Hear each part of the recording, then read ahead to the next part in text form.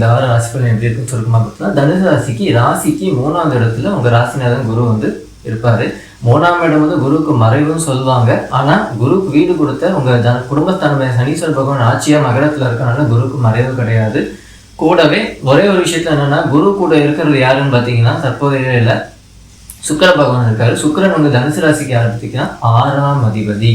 அதாவது கடன் நோய் எதிரி குறிக்கிற சுக்கிர பகவான் உங்க ராசி அதிபதி கூடவே இருக்கனால இந்த கடன் நோய் எதிரி இந்த விஷயத்துல மட்டும் ரொம்ப ரொம்ப ரொம்ப ரொம்ப கவனமா இருங்க. ஏன்னா உங்க ராசிநாதன் கூடவே இருக்காரு.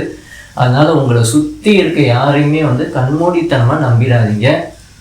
யார் என்ன குறிப்புகளோ இல்லை அட்வைஸ் வாக்கு ஜாமீன் கையெழுத்து யாருக்கும் போட்டிருக்காதீங்க. நீங்களாம் வந்து யாரையும் நம்பி வாக்கு கொடுத்துடாதீங்க. ஒருத்தரை நம்பி இன்னொருத்தருக்கு வந்து கேரண்டி ஜாமீன் கையெழுத்து போகிறது அந்த வாக்கெல்லாம் கொடுத்துடாதீங்க தயவு செஞ்சு. ஏன்னா உங்களுக்கே வந்து யாராலும் எப்போ எது நடக்கும்னு தெரியாது.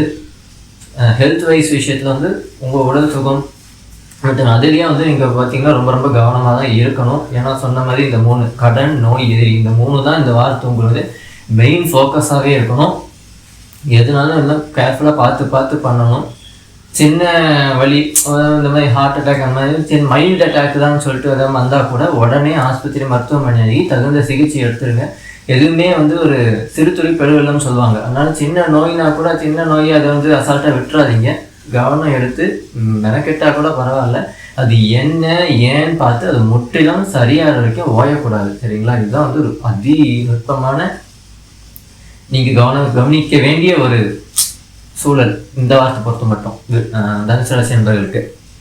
மற்றபடி பார்த்தீங்கன்னா உங்கள் ராசிக்கு 7ஆம் அதிபதியான புத பகவான் வந்து இப்போ தற்போது வந்து இல்லை இருக்காரு, மீனத்தில் இருக்காரு. இன்னும் கொஞ்ச நாள் அவர் மேஷத்துக்கு வந்து உங்கள் பூர்வ புண்ணியஸ்தானத்துக்கு அவர் போயிடுவார். அங்கே வந்து தற்போதைய நிலையில் யாரும் இல்லை, ஏன்னா செவ்வாய் வந்து அங்கேயும் இல்லை.